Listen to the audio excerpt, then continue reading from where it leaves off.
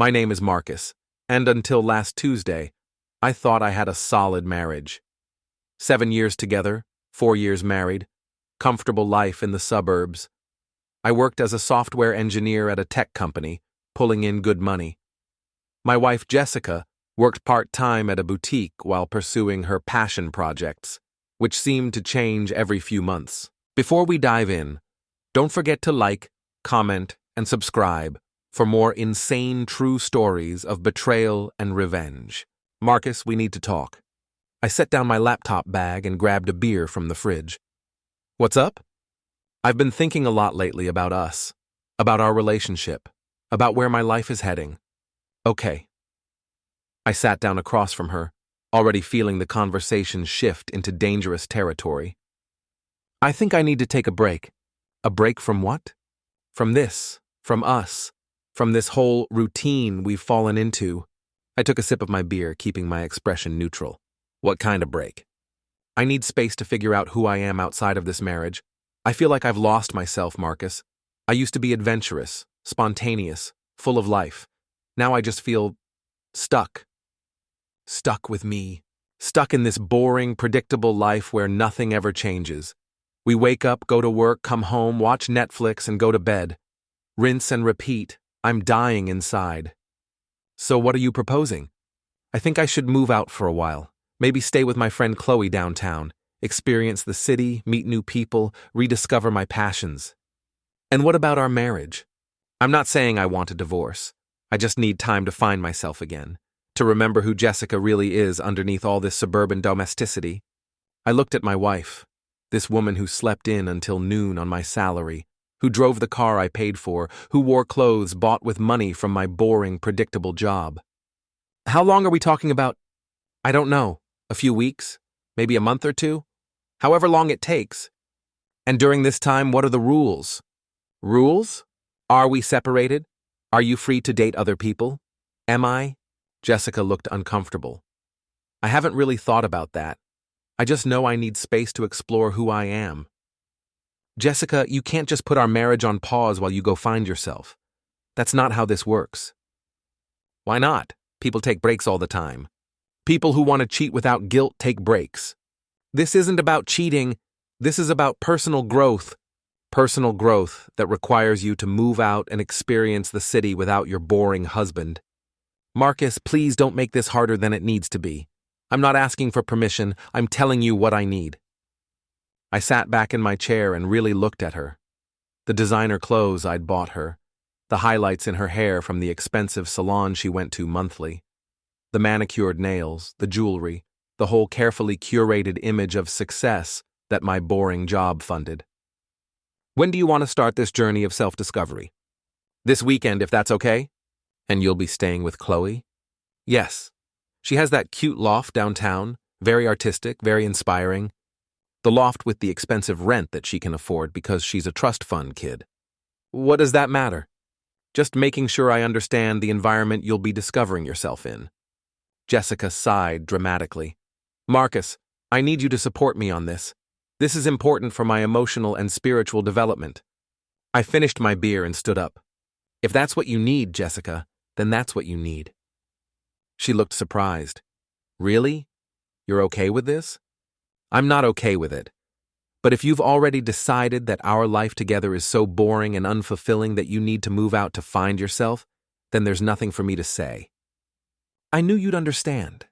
This is exactly why I love you, Marcus. You're so rational and supportive. I try to be, and who knows? Maybe some time apart will make us both appreciate what we have more. Maybe it will. I'll start packing this weekend. And Marcus? Yeah? Thank you for not making this into a big dramatic thing. Some husbands would flip out. I'm not some husbands. She came over and kissed my cheek. This is going to be good for both of us. You'll see.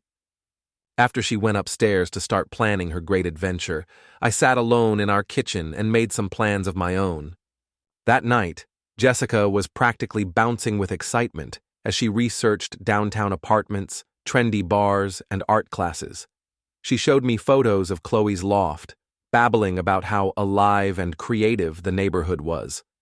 And there's this amazing yoga studio that does sunrise sessions on the roof. and a pottery class that meets every Tuesday. And Chloe knows all these interesting people, artists, musicians, writers. It's going to be incredible. Sounds like you've got it all figured out. I do. Oh, and there's this wine bar that has live jazz every Thursday. Very sophisticated, very cultured.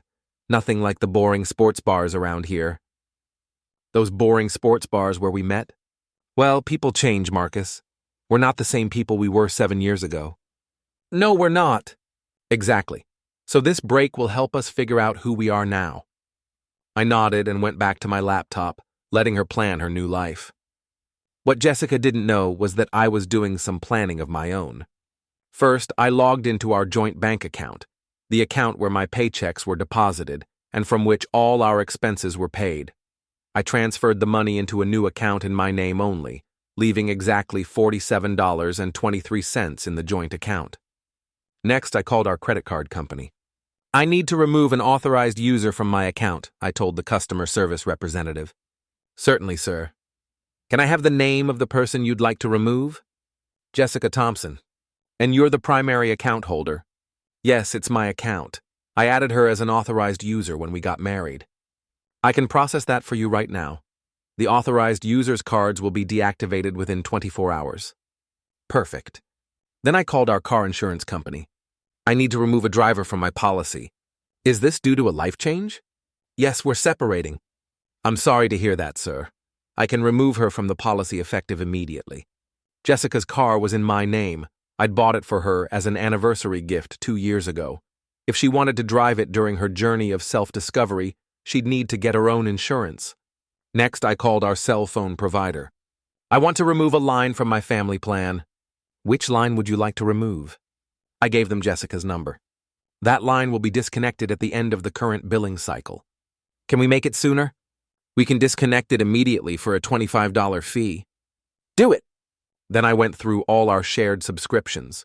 Netflix, Spotify, Amazon Prime, the meal kit service, the wine club, the gym membership. Everything was in my name, paid for with my credit card. I canceled her access to all of it. By the time I was done, Jessica's comfortable life of convenience and luxury had been quietly dismantled. She just didn't know it yet. The next morning, she was still riding high on her excitement. I'm going shopping today for some new clothes. You know, more urban, more artistic. My suburban wardrobe is so boring. Sounds fun. And I'm going to get my hair done. Something edgier, more downtown. Chloe recommended this amazing salon. Go for it. I'll probably stay out late too. Chloe wants to show me around the neighborhood, introduce me to her friend group. Have a good time. Jessica kissed me goodbye and headed out for her day of preparation, completely oblivious to what was coming. Around noon, I got the first text. My credit card isn't working at the salon. Must be some kind of system error. Can you call the bank? I didn't respond. An hour later. Marcus, seriously, my card is being declined everywhere. This is embarrassing. Please call the credit card company. Still no response from me. By 3 p.m., she was calling. Marcus, what the hell is going on? My credit card isn't working, I can't access our bank account online, and my phone service is acting weird. That's strange. Can you please fix this? I'm supposed to meet Chloe for dinner tonight, and I need to get some things. What kind of things? Clothes, toiletries, stuff for the move. Marcus, this is really stressing me out. I'm sure you'll figure it out. What do you mean I'll figure it out? These are our accounts.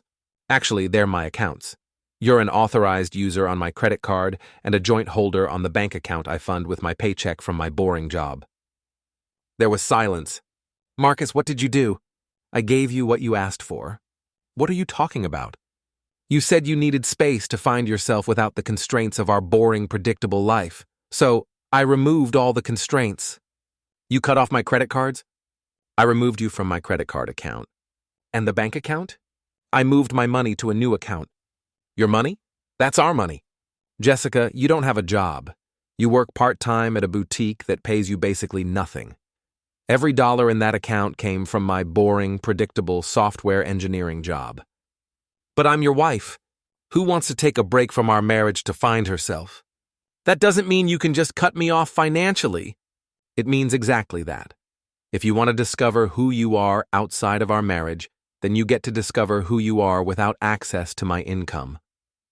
Marcus, this is insane. What's insane is expecting your husband to fund your journey of self-discovery after telling him how boring and unfulfilling your life with him is. I never said you were boring. You said our life was boring. You said you felt stuck. You said you needed to escape our routine to find yourself. But I still need money to live. Then get it from somewhere else. Ask Chloe, ask your parents, get a full-time job, figure it out. Marcus, please, I can't afford to live downtown without access to our accounts. Then maybe you should reconsider whether you really need to move downtown. Are you trying to sabotage my personal growth? I'm trying to make sure my personal finances aren't funding someone else's midlife crisis. It's not a midlife crisis.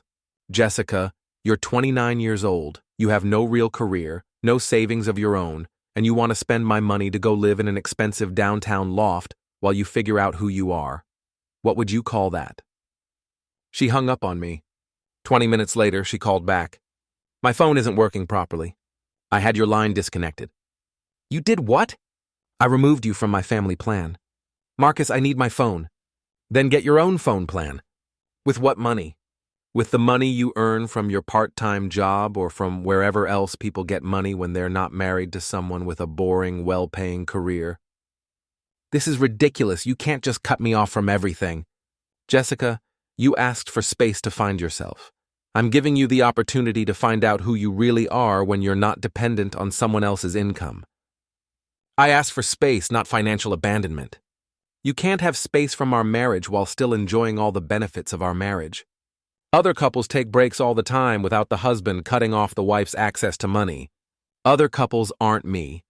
If you want to explore who you are outside of our relationship, then you get to do it without my credit cards, my bank accounts, and my financial support. What about the car? What about it? Can I still drive it? Do you have car insurance? It's on our policy. I removed you from my policy. So I can't drive the car? Not legally, no. Marcus, how am I supposed to get around? Public transportation, Uber, walking, however people without cars get around. This is insane. This is independence. I thought that's what you wanted. I wanted space to grow as a person. And now you can grow as a person who pays her own bills. Marcus, please, you're being unreasonable. I'm being practical. You can't have it both ways, Jessica. You can't reject our life together while still expecting me to fund your alternatives. Fine, I'll figure it out myself.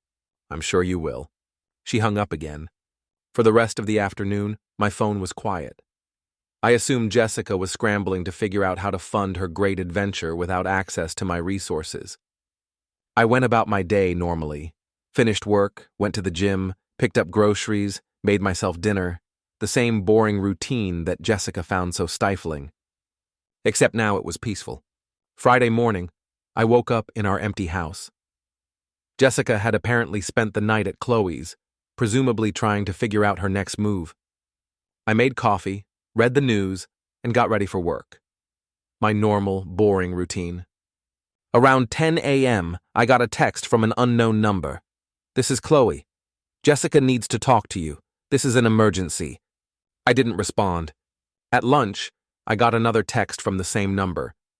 Marcus, this is still Chloe. Jessica is having a panic attack. She needs her credit cards restored. Please call her. Still didn't respond.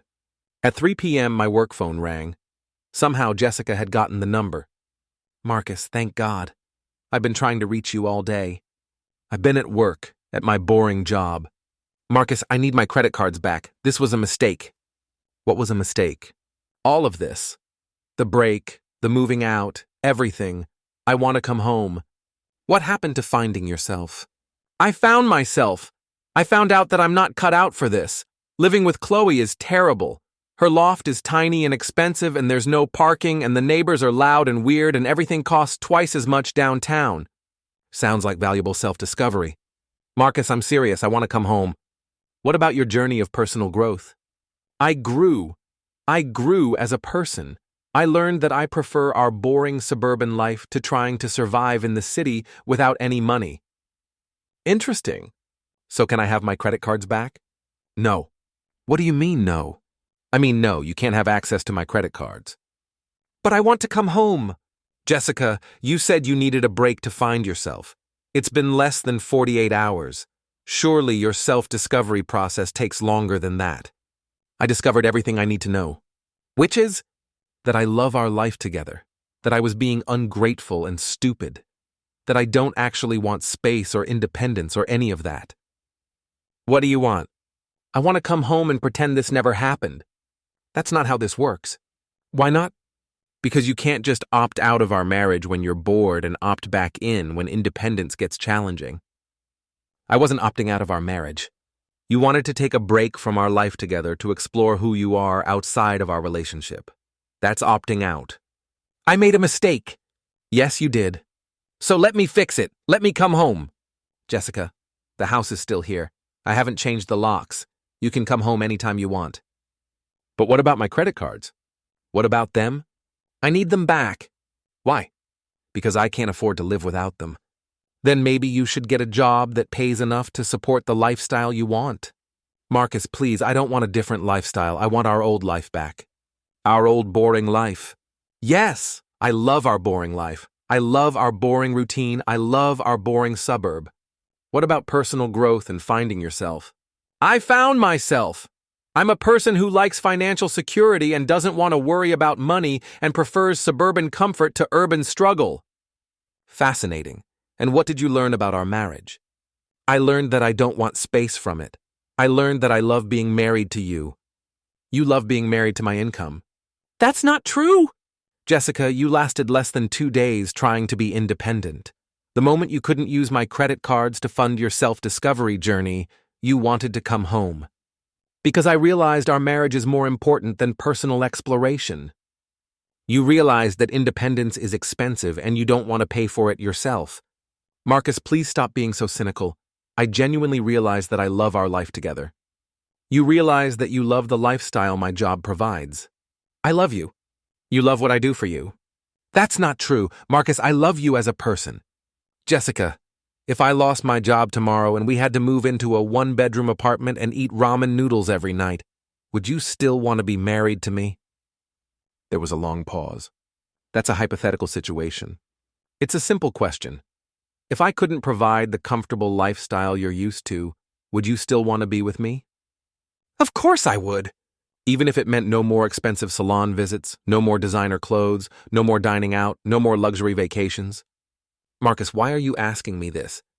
Because I want to understand what you actually love about our marriage. I love everything about our marriage. You called it boring and predictable 2 days ago. I was being dramatic. I was having some kind of quarter-life crisis. And now you're having a reality crisis. What's that supposed to mean? It means you're realizing that the life you rejected is the only life you can actually afford. Marcus, please, can I just come home? Can we just go back to how things were? No. Why not? Because things weren't working for you before. You said so yourself. But now I know they were working. I just didn't appreciate them. You didn't appreciate them because you thought you had better options. I don't want better options. I want you. You want the security and comfort I provide. I want our marriage. Jessica, do you know what I've realized over the past 2 days? What? I've realized how peaceful the house is when you're not here complaining about how boring our life is. I won't complain anymore. You'll complain again as soon as you get comfortable again. No, I won't. I've learned my lesson. Your lesson is that you can't afford to leave me. My lesson is that I don't want to leave you. Because you can't survive without my income. Marcus, you're being mean. I'm being honest. For the first time in our marriage, I'm being completely honest about what this relationship actually is. What do you think it is? I think it's a financial arrangement where I provide money and security in exchange for companionship and the appearance of a happy marriage. That's horrible. Is it inaccurate? Yes, we love each other. Jessica, you wanted to leave me to find yourself. The only thing that brought you back was running out of money. That's not the only thing. What else? I missed you. I missed our conversations and our routines and our life together. You missed our conversations about Netflix shows and weekend grocery shopping? Yes. The same conversations you said were boring and unfulfilling? I was wrong. Those conversations are wonderful. Because they're free. Because they're ours.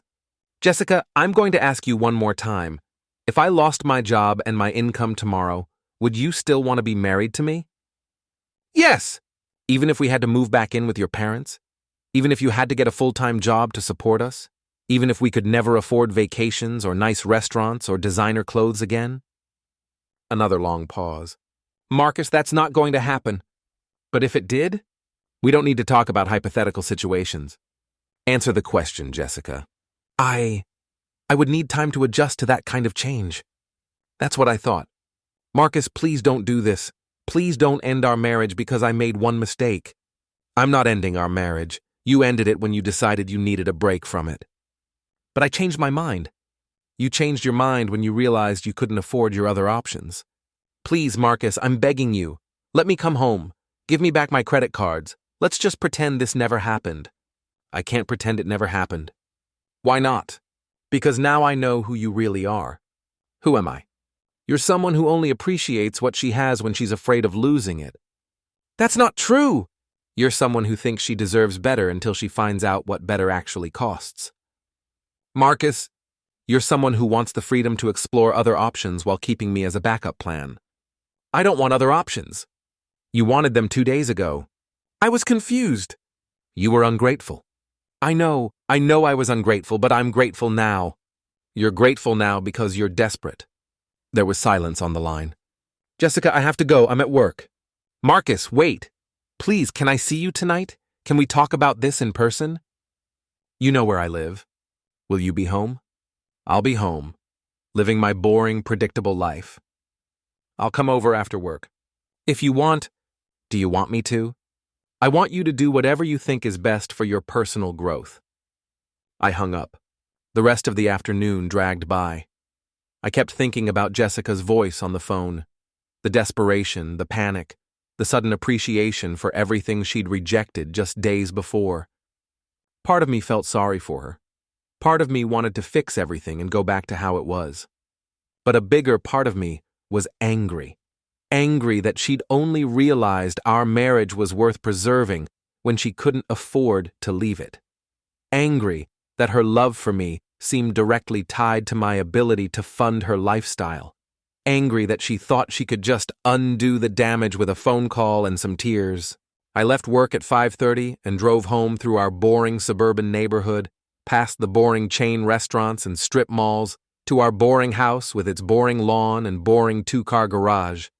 For the first time in years, it all looked pretty good to me. I was making dinner when I heard a car pull into the driveway. Through the kitchen window, I could see Jessica sitting in an Uber, staring at our house like she was trying to work up the courage to get out. She finally emerged carrying a small overnight bag, apparently all she'd been able to manage without access to my credit cards. She knocked on the front door instead of using her key, which I thought was an interesting choice. Hi, Marcus. Jessica. She looked terrible. Her hair was unwashed, her makeup was smudged, and she was wearing the same clothes from 2 days ago. The confident, excited woman who'd left to find herself had been replaced by someone who looked lost and defeated. Can I come in? It's still your house. She stepped inside and looked around like she was seeing it for the first time. It looks the same. Why wouldn't it? I don't know. I guess I thought, never mind. We stood in the entryway awkwardly, like strangers. Are you hungry? I'm making pasta. I'm starving. I haven't eaten since yesterday. Why not? Because I don't have any money. What about Chloe? Chloe doesn't have any money either. Her trust fund got cut off last month because her parents found out she's been using it to buy drugs. So her loft isn't actually that amazing. It's tiny and dirty, and there's no food, and the neighbors party until 3 a.m. every night. Sounds like valuable life experience. Marcus, can we please just talk? Can we sit down and figure this out? I gestured toward the dining room table, the same table where she'd told me she needed space just 3 days ago. We sat across from each other, and I waited for her to start. I made a huge mistake. Which part was the mistake? All of it. Asking for space, moving out, telling you our life was boring, all of it. Why was it a mistake? Because I love our life. I love our house, our routine, our relationship. I was just having some kind of crisis, and I convinced myself that I needed something different. What kind of crisis? I don't know. Maybe I was comparing our life to other people's lives on social media. Maybe I was listening too much to Chloe and her friends talking about how suburban life is soul-crushing. Maybe I was just bored. So you wanted to shake things up. I wanted to feel alive again. And how did that work out? It was horrible. Living downtown is expensive and stressful and exhausting. Everything costs twice as much, the apartment is tiny, the people are pretentious, and I spent 2 days being constantly anxious about money. Welcome to how most people live. I don't want to live like most people. I want to live like us. Like we were living before you decided it was boring? Yes, exactly like that. Jessica, you can't just decide our life is terrible, leave to find something better, fail at finding something better, and then come back expecting everything to be the same. Why not? People make mistakes all the time. Because this wasn't a mistake. This was a choice, a series of choices. I chose wrong. You chose what you thought was better. The fact that it turned out to be worse doesn't make it a mistake. It makes it a miscalculation. What's the difference? The difference is that you didn't accidentally ask for space. You didn't accidentally move out. You didn't accidentally tell me our life was boring and unfulfilling. You did all of those things intentionally because you thought you could do better. But I learned that I can't. You learned that you can't afford to do better. Marcus, please stop saying that. I learned that I don't want to do better. I learned that what we have is perfect. What we have isn't perfect. If it was perfect, you wouldn't have wanted to leave. What we have is good enough. Good enough? I mean, it's great, it's wonderful, it's everything I want. Jessica, 3 days ago you told me you felt like you were dying inside. I was being dramatic. Were you lying? I was exaggerating. So you were only a little bit dying inside? I wasn't dying at all, I was just restless. And what happens the next time you get restless? I won't get restless again. How do you know? Because I know now what the alternative looks like. The alternative of being financially independent? The alternative of being stressed and broke and miserable? Jessica, most single people are stressed and broke. That's what independence costs. I don't want independence. You wanted it 3 days ago. I wanted the fun parts of independence. I wanted the excitement and freedom and adventure without the responsibility and expense and hardship. You wanted to have your cake and eat it too. I guess so, yes. And when that didn't work out, you came back to your reliable backup plan. You're not my backup plan. I'm not your first choice either. Yes, you are. Jessica, if Chloe's trust fund hadn't been cut off, if you'd had money to spend on your urban adventure, would you be sitting here right now? I don't know, maybe not. That's what I thought. But Marcus, that doesn't matter. What matters is that I'm here now, and I want to be here. You're here because you don't have anywhere else to go. I'm here because this is where I belong. You belong here when it's convenient and comfortable. When it gets boring, you belong somewhere else. That's not true. Then why did you leave? Because I was confused and stupid and I made a terrible mistake. You left because you thought you had better options. But I don't. You don't have better options that you can afford. There's a difference. Jessica started crying. Marcus, please. I know I hurt you. I know I was selfish and ungrateful, but I love you. I love our marriage. I want to come home. You are home. I want things to go back to how they were. They can't go back to how they were. Why not? Because now I know that you only appreciate our life when you're afraid of losing it. That's not true. Jessica, you spent months complaining about how boring our life was. You told me you felt stuck and unfulfilled. You said you needed space to find yourself. The only thing that changed your mind was running out of money. I realized I was wrong. You realized you couldn't afford to be right. Marcus, what do you want me to say? What do you want me to do? I looked at my wife, this woman who'd rejected our life together and only wanted it back when the alternative got too expensive. I want you to be honest. I am being honest. Then answer this question truthfully.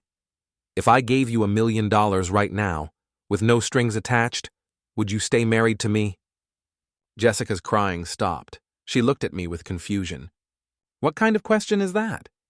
A simple one.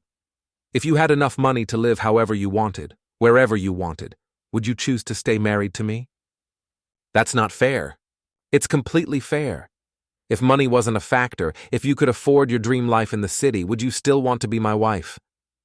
Marcus, that's a hypothetical. Answer the question, Jessica. I don't know how to answer that. Sure you do. If you had complete financial freedom, would you choose me? She was quiet for a long time.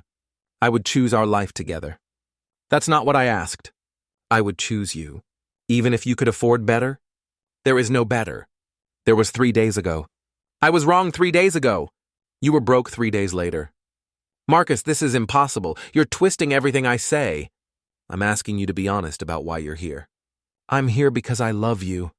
You're here because you can't afford to be anywhere else. Both things can be true.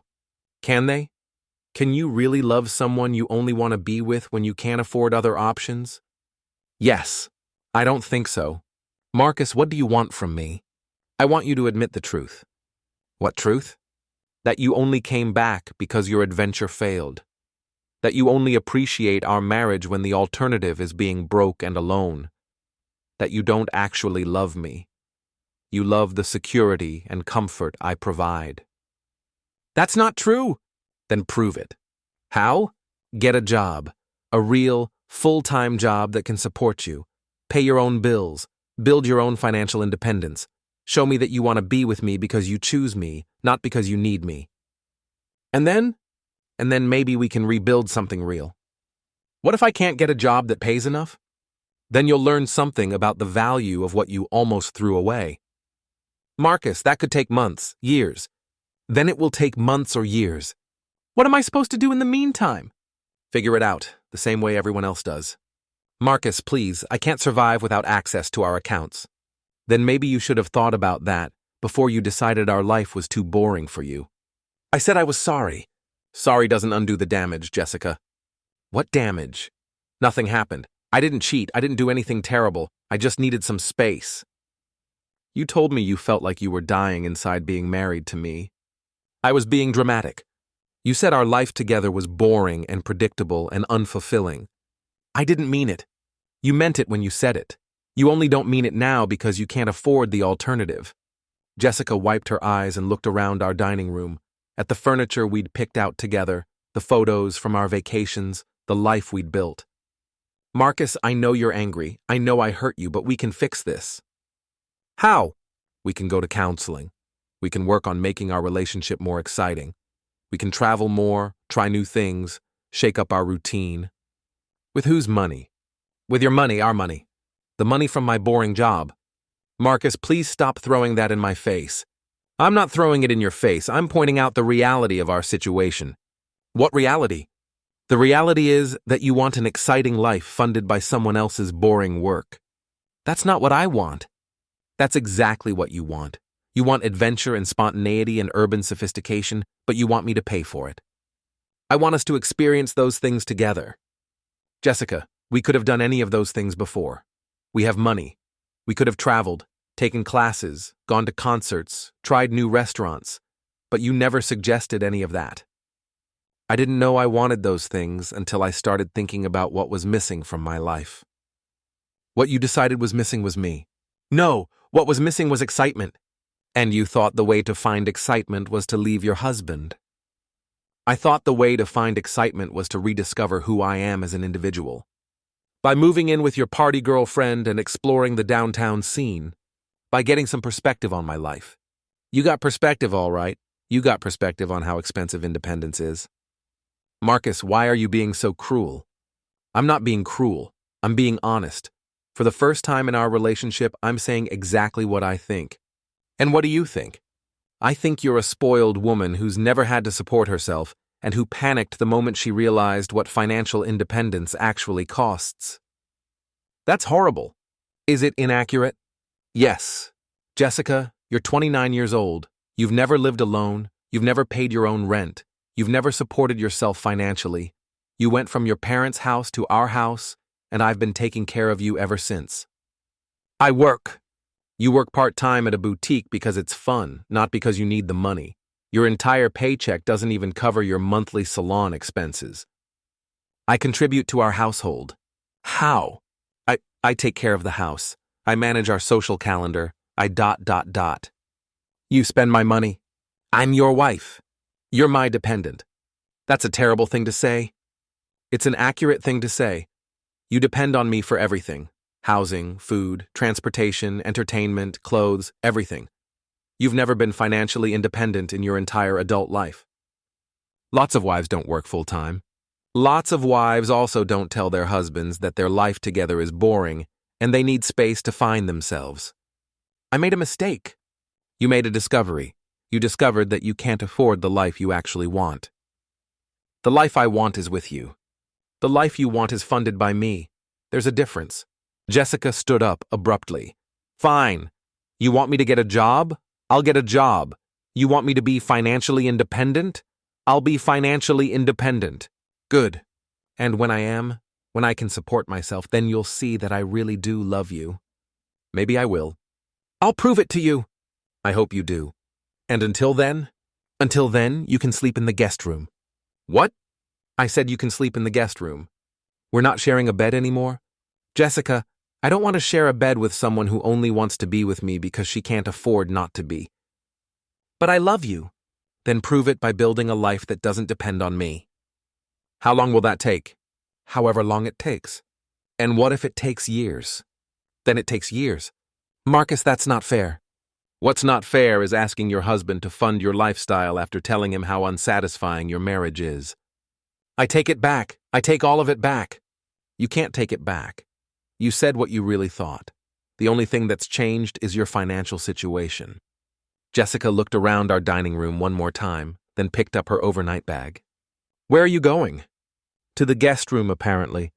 Jessica. She turned back to me. If you really want to save our marriage, you'll stop trying to convince me that you've changed and start actually changing. What does that mean?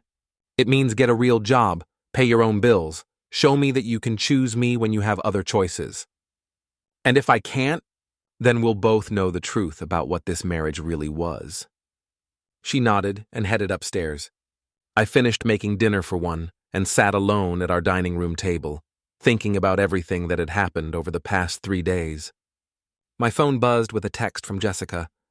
I'm sorry. I know you don't believe me, but I really am sorry. I typed back, being sorry isn't enough. Being different is what matters. I'll be different. I'll prove it to you. I hope so. But honestly, I didn't think she would. I thought she'd try for a few weeks, maybe a month, and then get frustrated with how hard it was to support herself and start pushing for things to go back to how they were, because that's who Jessica was. Someone who wanted the benefits of independence without the costs, and the benefits of marriage without the commitment. 3 weeks later, I was proven right. Jessica did try, I'll give her that. She applied for jobs, went on interviews, even got a position at a marketing firm that paid decent money. For about 2 weeks, she seemed genuinely committed to proving herself. But then, the reality of working full-time hit her. The early mornings, the commute, the stress, the office politics, the realization that she'd have to work for months just to save enough money for the kind of lifestyle she was used to. She started coming home exhausted and cranky, complaining about her boss, her co-workers, the clients. She started talking about how unfair it was that she had to prove herself, how other couples worked through their problems without these kinds of extreme measures. I get it, Marcus, she said one evening after a particularly bad day. I understand that I hurt you, but I'm trying here. I'm really trying. Can't we just start sharing accounts again? Can't we go back to being a team? Are you quitting your job? I'm thinking about it. Then no. Why not? Because the moment you have access to my money again, you'll quit your job and we'll be right back where we started. That's not true! But we both knew it was true. 2 days later, Jessica quit her job. It was toxic, she told me. The environment was terrible for my mental health.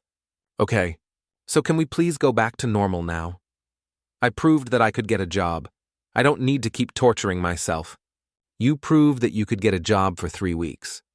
That's enough. No, it's not. That night, Jessica didn't come home until almost midnight. When she did, she was drunk and belligerent. You know what, Marcus? She slurred, standing in our kitchen. You're right. I don't love you. I love what you do for me. I love your paycheck and your boring stability and your predictable life. I know. But guess what? That's what marriage is. It's a partnership. It's supposed to be about supporting each other. Supporting each other goes both ways. I support you. How? I make our house a home. I manage our social life. You spend my money. Yes, I spend your money. Because that's what wives do. And you know what else? I'm good at it. I'm good at making our life comfortable and pleasant and nice. For yourself. For both of us. Jessica, you're drunk. Go to bed. I'm not done talking. Yes, you are. You want to know the truth? The real truth? Sure. I did want to leave you. I did think I could do better. I thought I could find someone more exciting, more passionate, more fun. I know. But I was wrong. Not because I love you so much, but because men like that don't want to take care of women like me. What do you mean? I mean, exciting men want exciting women. They want women with careers and money and independence. They don't want to support someone else's lifestyle. So you came back to me. I came back to you because you're the only man stupid enough to fund my life without getting anything real in return. There it is. There what is? The truth. Jessica swayed slightly, looking at me with unfocused eyes. You want the truth? Here's the truth. I don't love you. I don't even like you most of the time. I think you're boring and predictable and safe and everything I never wanted in a man. Okay. But I need you. I need your money and your stability and your willingness to take care of me. And that's more important than love. Is it? Yes. Love doesn't pay the bills. Love doesn't buy nice clothes or fun vacations or cover rent on downtown lofts. You're right. So can we please stop pretending this is about love and just admit it's about money? We can. Good. So give me back my credit cards and let's get back to our arrangement. No. What do you mean, no? I mean, no, I'm not going back to our arrangement. Why not? I just admitted the truth. Because I don't want to be in a relationship based on financial dependence. That's what all relationships are. Not all relationships, just unhealthy ones. Marcus, please, I'm being honest with you. You're being honest about the wrong things. What do you mean? You're being honest about not loving me, but you're not being honest about what you're going to do now. What am I going to do now? You're going to find yourself somewhere else to live. Jessica sobered up quickly. What? I want you out of the house. You can't kick me out. I can and I am. This is my home too. This is my house that you live in because you can't afford your own place. Marcus, please, I was drunk. I didn't mean what I said. Yes, you did. You meant every word. I was angry and frustrated and honest. Probably for the first time since I've known you. Please don't do this. Jessica, you just told me that you don't love me. You don't even like me. You think I'm boring and everything you never wanted in a man, and you only stay with me because I pay your bills. I was drunk. Drunk people tell the truth. I want to take it back. You can't take it back, just like you couldn't take back asking for space to find yourself. Marcus, please, where am I supposed to go?